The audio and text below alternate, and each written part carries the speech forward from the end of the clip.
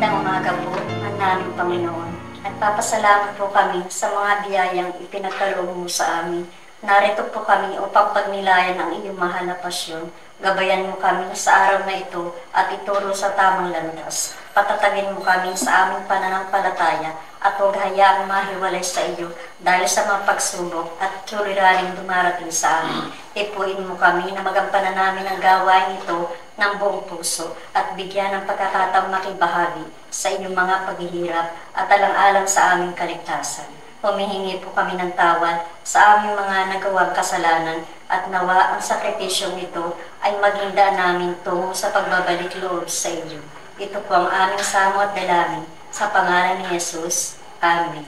Ave Maria Purisima. Significado Concebida. Kagamitan namin ginagawa bago magpabasa, siyempre pagdating sa area, takot din pahinga, tapos titingnan namin yung surrounding ba namin kung okay o hindi. Then pagkatapos noon, nakapagpahinga na kami, inumpisa mo na namin mag-grocery ba. Pinagpala naman na yung anak na si Jesus. Santa Maria, Ina ng Diyos, kanalangin mo kaming kasalanan, ngayon at kung kami mamamatay. Amen. Ginong Maria, napupuno ka ng grasya, Panginoong Diyos. Iyay na ng Diyos, panalangin mo kami ng kasalanan ngayon at kung kami mamamatay. Amen. Pahinga mo 5 minutes, then continuous ang basa ng pasyon na lang. Ganun nangyayari sa akin.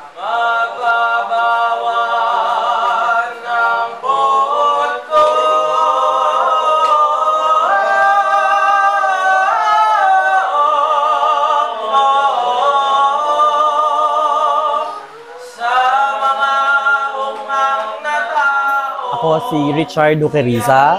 I'm 42 years old and since 2010 hanggang ngayon, for roughly 14 years, I'm the president ng Samahan ng mga Kamarero dito sa Paki, Laguna. Specifically sa Kamarero ng mga Pangmahal na Araw.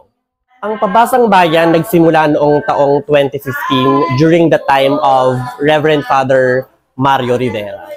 Sa mithiin ng bawat kamarero dito sa Pakil na mapagpatuloy yung mga tradisyon, yung mga gawaing spiritual ng bayan ng Pakil, katulad na ng pabasa.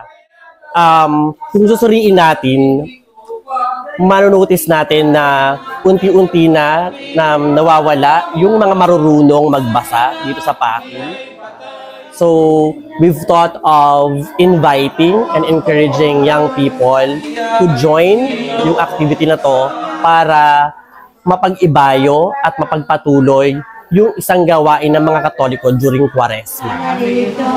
Wala nang totoo, di nalapayag sa iyo, narito ang pagpupugot ng ulo ni Juan, banal na tao, pinsan niya at katunayan. Mula na ako 7 taon, nagbabasa na ako ng pasyon.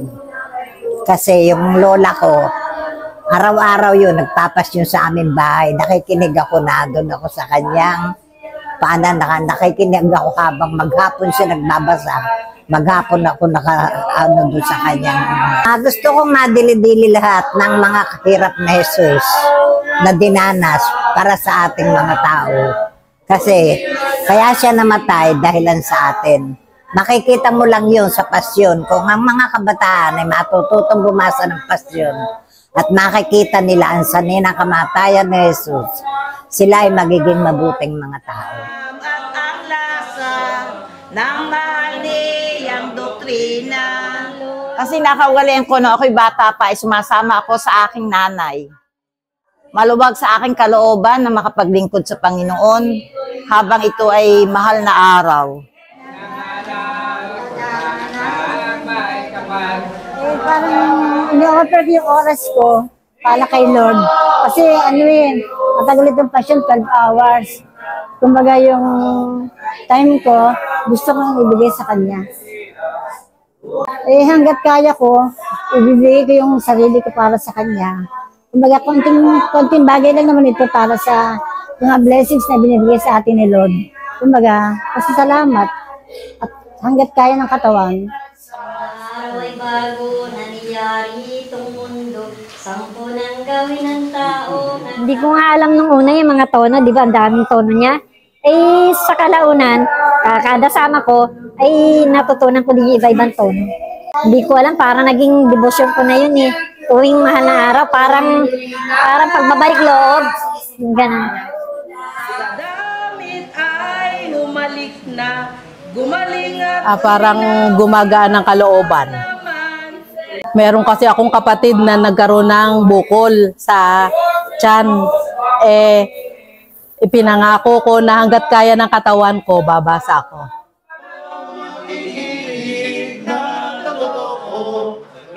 Nagsimula ito nung maliit pa ako. Lagi kasi akong kasama na lola ko sa bungalow namin sa Estaca. Kasi every 2 years, yung pamilya namin ay nagkakaroon din ng pabasa privada.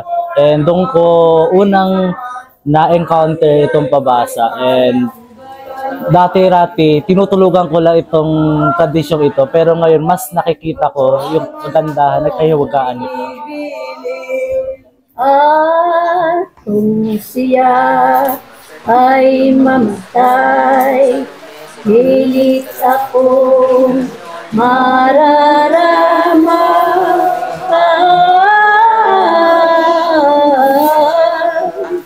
dito ngayon. wala nang tanda, wala rin naman bakit.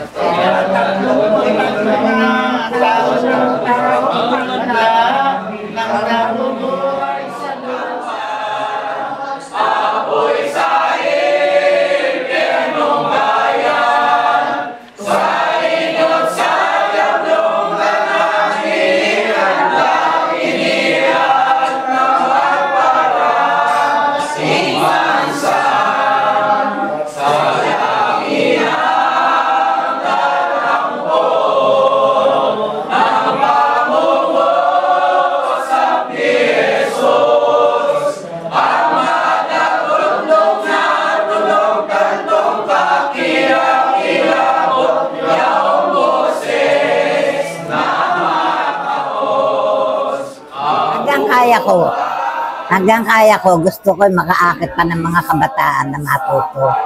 Kasi pag kami wala na, kailangan patuloy na may babasa ng pasyon para hindi malimutan ng mga Katoliko na kaya namatay ang Diyos dahil sa ating mga kasalanan. Siguro dahil para ma-preserve itong kagandahan, tradition na tinataglay dito sa ating bayan. Itong unique na mga tono na ating inaawit or inuusal sa pagbasa ng pasyon. Ang pabasang bayan, ang layunin talaga ng pabasang bayan is mapalaganap yung ebanghelyo sa paraan ng pag-awit sa naratibong tula na pasyon ni Jesus mula pagkabuhay, pasyon ni Jesus, pagpapakasakit hanggang muling pagkabuhay.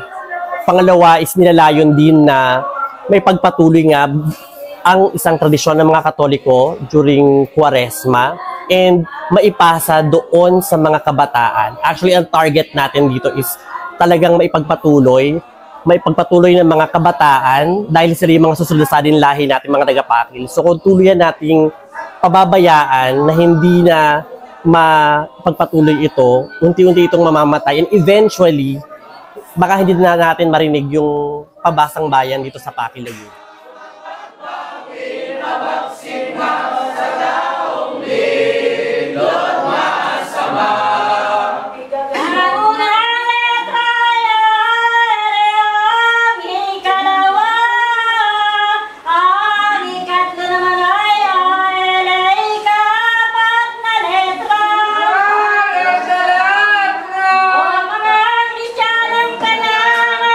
Pagbatog na